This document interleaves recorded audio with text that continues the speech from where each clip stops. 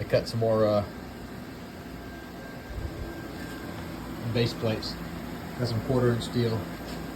I don't remember any kind of settings I use, so this will be the first test. Been a few months, so.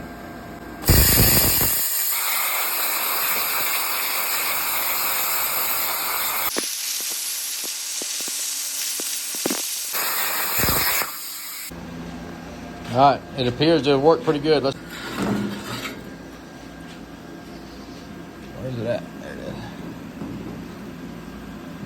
Cool, 1/4".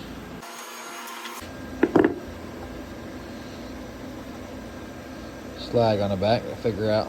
I have to make one small cut of a small base plate, so cool.